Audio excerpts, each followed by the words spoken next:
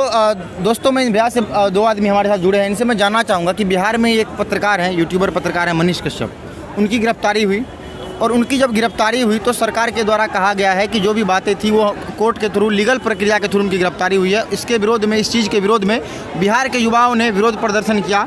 वहाँ पे कई सारे लोगों ने जाम किया, चक्का जाम किया।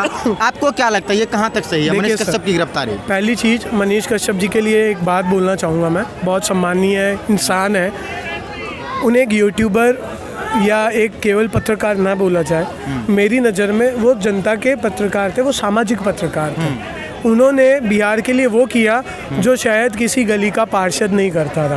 अच्छा। जिसकी ड्यूटी, जो ड्यूटी एक पार्षद की होती थी कि मेरे मोहल्ले में अगर कोई नाली टूटी है तो मैं उसको सही करवाऊं नगर पालिका में जाके, ग्राम पंचायत में जाके, लेकिन उसने नहीं करवाया। लेकिन मनीष कश्यप ने वहाँ पे जाके भी रिपोर्टिंग की है ग्राउंड पे, तो अगले दिन वो नाली बनते हुए देखी है बिहार की जनता ने।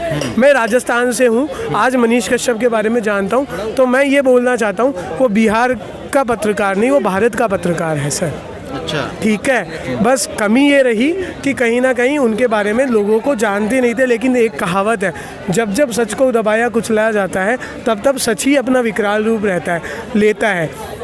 बिहार में जिस इंसान को लोग जानते थे, आज उसको पूरा देश क्यों जानता है? क्योंकि उसने सच की आवाज़ उठाई। हकीकत ये है।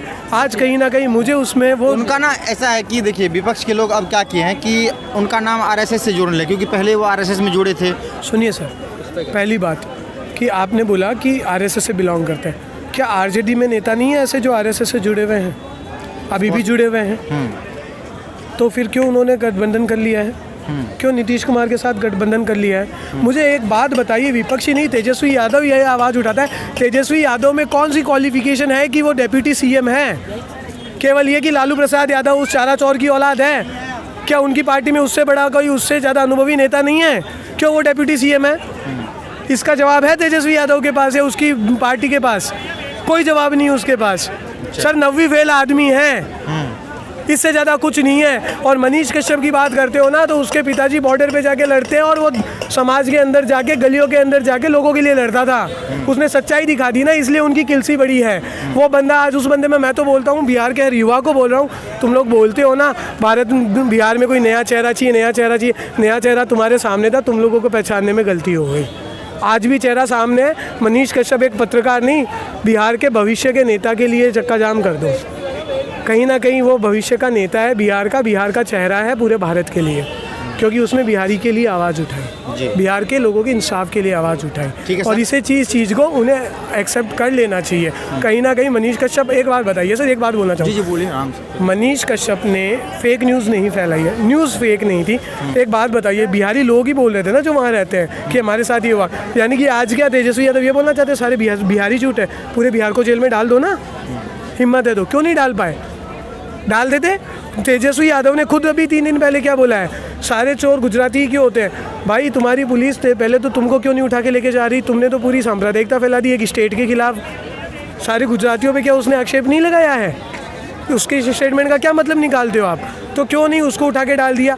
और दूसरी बात सर, केवल और केवल कानून क्या बोलता है, अगर किसी ने फेक वीडियो फैलाई है, कोई पत्रकार है, तो आप पहले उसका साक्ष्य लाओ, इंक्वायरी करो, रिपोर्ट कोर्ट में सबमिट करो, कोर्ट आदेश देगा उसकी गिरफ्तारी के। आप डायरेक्टली उस पर हाथ नहीं डाल सकते। उन्होंने क्या किया है? मतलब क्या कोई इंक्वायरी हुई है? राजनीतिक षड्यंत्र है। राजनीतिक षड्यंत्र सर, क्या उन्होंने इंक्वायरी की है? नहीं किए ना। क्या उन्होंने कोर्ट में कुछ सबमिट किया है? नहीं। इसके द्वारा वारंट जारी किया गया था तो सर वारंट क्यों किया सर?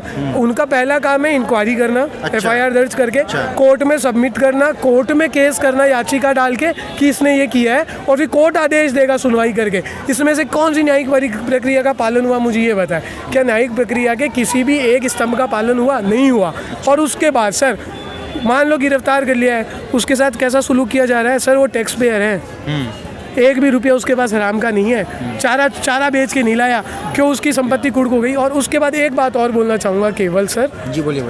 क्या आरजेडी में ये, अगर इतनी आरजेडी और ये तेजस्वी यादव सही थे, शाहबुद्दीन केस में क्यों है जो शाहबुद्दीन को वहाँ पे तुम लोग जाके उसके तलवे चाट लेते थे जेल में जब वो बंद था? उसके लिए सर उसकी सुनवाई ना कोर्ट में नहीं होती थी, कोर्ट का जज उसकी जेल में आता था। अच्छा।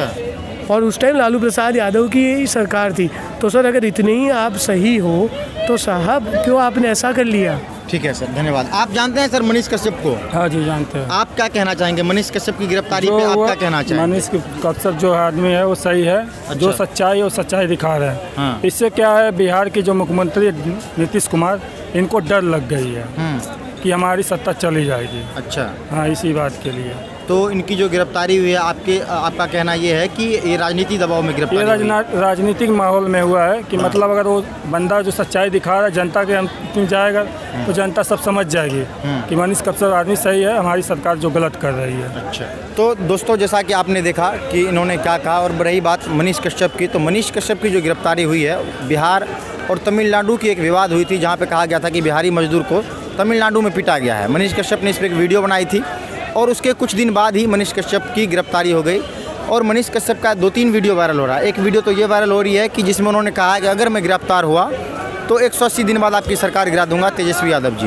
दूसरी कई सारी वीडियो वायरल हो रही है जिसमें उन्हें आरएसएस से जोड़ा जा रहा है और कहा जा रहा है कि वो बीजेपी के लिए काम करती है। कुछ लोग का कहना ये भी है कि मनीष कश्यप बिहार के लिए भविष्य में एक बड़े नेता का चेहरा हो सकता है। इस पर आप क्या सोचते हैं? क्या मनीष कश्यप की जो गिरफ्तारी थी ये सही है या ये गलत है? आप जो भी सोचते हैं कमेंट बॉक्स में अपनी राय बताएं। धन्यवाद।